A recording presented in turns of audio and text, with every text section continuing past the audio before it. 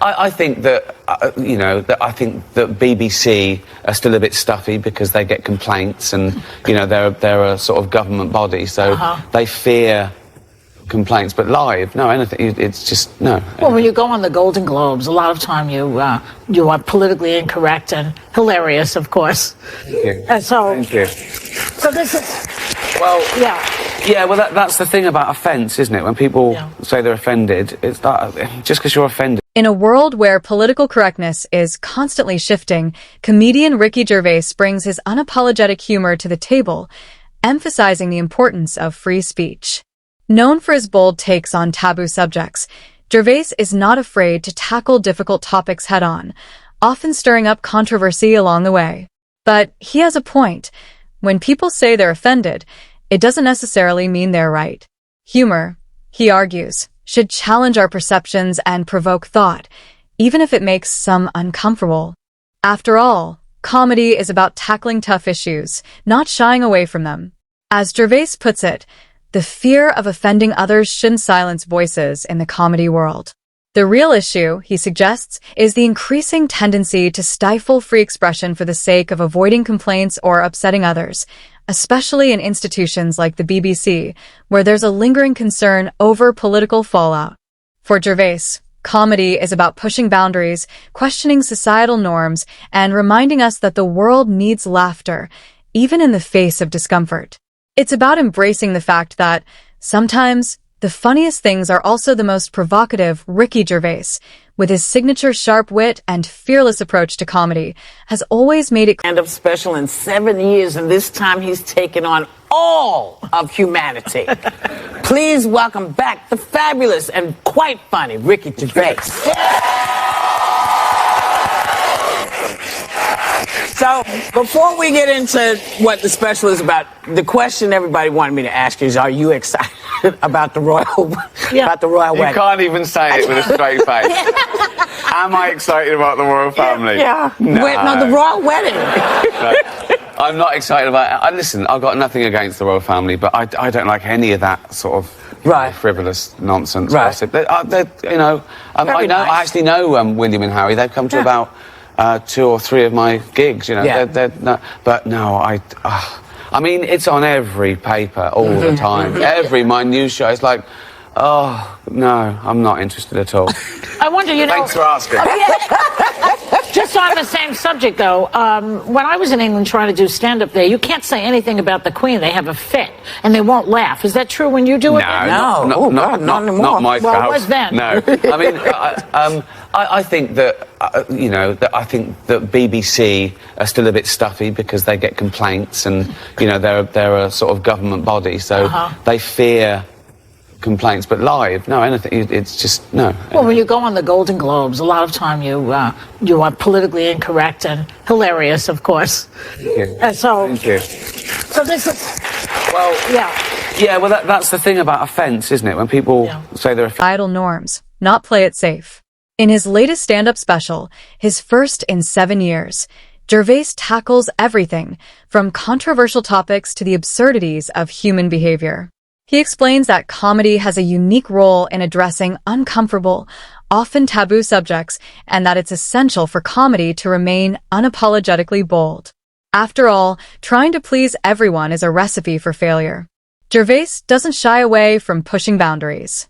He believes that offense is subjective. What offends one person may not even register with someone else. He argues that just because someone is offended, it doesn't mean they're necessarily right. For him, humor isn't about avoiding offense, but about... Offence is about feelings, and feelings are personal. Some people are offended by equality. So what? So you can't second-guess people. If you try and please everyone, you'll please no one. With comedy as well, I think you've got to deal with taboos and contentious issues, and sometimes you deal in irony, and some people don't get that. But, you can't legislate against stupidity, otherwise you'll be doing nothing. So if you're saying anything, you should polarise. You should polarise because everyone's different. So, but this year you didn't host, and do you miss the fact that this was the Weinstein year? Oh, I was salivating. Honestly, I got an adrenaline rush thinking of what I could say and whether I'd have to go to jail. And I like that opportunity because I do like that. You know, when there's a tension, when there's an elephant in the room, although he wasn't there this year. I do like that because I do like confronting that because I think it takes the audience to a place it hasn't been before, and it can be a mutual backslapping, you know, fest, fine, but don't televise it, you know, because I'm not doing it for the 200 egos in the room. I'm doing it for the 200 million people watching around who aren't winning awards, who aren't millionaires, who don't care about the awards. Right. Humanity, which we mentioned, is your first comedy special in 7 years, and you say that it's the right time for it, the subject matter. Wow. Yeah, well, I left it for 7 years, not on purpose. I was doing other things. I did a series, I did Derek, I did a couple of movies, and I pushed it back because I always thought that stand-up was like the second or third thing I did, whereas now I've changed my topics in a way that invites critical thinking. He's all about confronting the uncomfortable, no matter how polarizing it may be. In a recent appearance on The View, Gervais made it clear that he's not afraid to tackle politically sensitive issues head-on. You can't second-guess people, he says. If you try to please everyone, you'll end up pleasing no one. Comedy is about dealing with taboos and controversial topics, and sometimes using irony, even if some people don't get it. Despite his tendency to ruffle feathers, Gervais doesn't apologize for his approach. He embraces the fact that his humor can be polarizing. For him, it's not about universal approval. It's about sparking conversations. Favourite thing, I could give everything else up because it's such a privilege, and freedom of speech is so important these days. And you've got to, you know, I've reached the age now where I don't care anymore. You know what I mean? It's like, welcome aboard, what's the worst that can happen? Welcome aboard. I'm going to die soon. Yeah. So I'm offended. I'm going to die. So what? You know, so... You made enough money at this point. Exactly. Yeah. You know, I'm going to give that to animals anyway, just to see Are you? Uncomfortable. The point, he argues, is to challenge people to think, to see things in new ways, even if not everyone agrees with his perspective. Whether discussing the absurdity of royal life or poking fun at the latest celebrity scandals, Gervais makes it clear that his brand of humor isn't for the faint of heart. But for those willing to venture into his world, it's a refreshing reminder that comedy's role is to provoke thought, question the status quo, and make us laugh, even when it's uncomfortable. Ricky Gervais has always thrived on pushing boundaries, especially when it comes to addressing sensitive or controversial topics. Whether he's tackling the awkward silence in the room or poking about your family. I do. This is the most personal. Again, I think for the same reasons. You know, I think that it's nice to look back and it's a celebration. I talk about my mum and dad and who aren't with us anymore, and jokes about the mum and mum's funeral. You know, because that's what.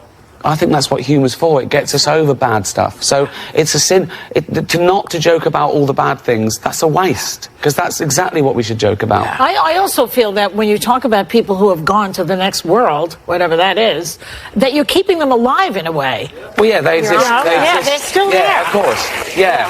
And, you know, I tell it, you know, there was a lot of truth, so I tell the truth, you know. It's not just this idealised view of your mum. You tell, you know, why. I remember when I was 12, I got older brothers and sisters, which is why I'm like I am, I suppose. I had to show off to be heard, right? And they're much older than me. They're like 11, 13 and 14 years older than me. And I remember when I was about 12, I said to my mum, why are my brothers and sisters so much older than me? And she said, you were a mistake.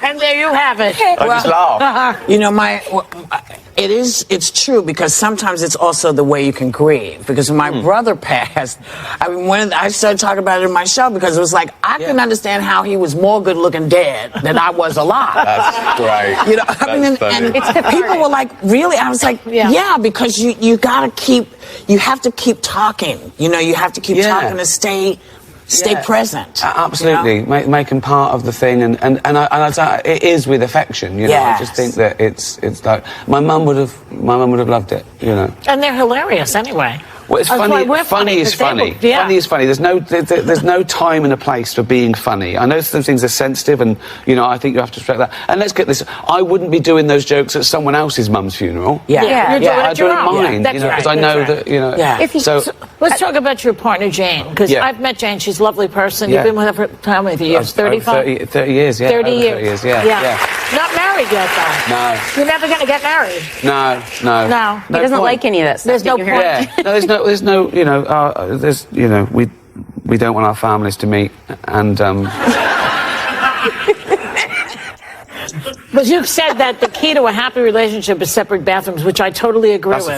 That's a fact. Uh-huh. Yeah. And why is that? One less argument, isn't it? So it's great. It's lovely to have your space, and no, it's brilliant. Yeah. I know. I think so too. What about separate bedrooms now? Oh no. No. Let's not get crazy, Joy. I'm just asking. No, you're really active on Twitter. You have 13 million followers, and you love to engage with trolls. It's a fun pastime for you. Yeah. You post unflattering photos of yourself, which I think we have, mostly in the bath. What is it with your bath obsession? What's going on here? I love a bath. I think it's because when I was little, a bath was like a luxury. You know, we could afford 2 a week each in the family. So now I think that's my luxury. Now you're gluttonous, laying in the bath. Honestly, my baths have got bigger and more luxurious. I have 1 or 2 a day, and so I've got the iPhone. So I think, and it's great to look. You're in that position, and those are taken all around the world. There was Oslo, and I do a relevant, bath pic wherever I go. They're very themed. Do you think they're very themed? Yeah. Do you think that growing up poor like you did, and I grew up in a tenement, Whoopi grew up in a project. I was just in Iowa, so. She's from Iowa, whatever. Do you think that makes you funnier? Well, I think so, because that was the thing about growing up. I was born into poverty and welfare housing, and my dad was a labourer, mum was a housewife, and I was the youngest of 4. But the point was to, pay your way, then have a laugh. Yeah. And, that was the men. The women carried on working. Celebrities' self-importance. Gervais embraces the discomfort that often comes with his comedy. He's known for his sharp, politically incorrect humor, especially at events like the Golden Globes, where he doesn't hesitate to target the celebrity elite. But for Gervais, it's not about creating chaos for the sake of it. It's about sparking conversations and confronting uncomfortable truths. I love that tension, Gervais says, referencing moments when the elephant in the room becomes impossible to ignore.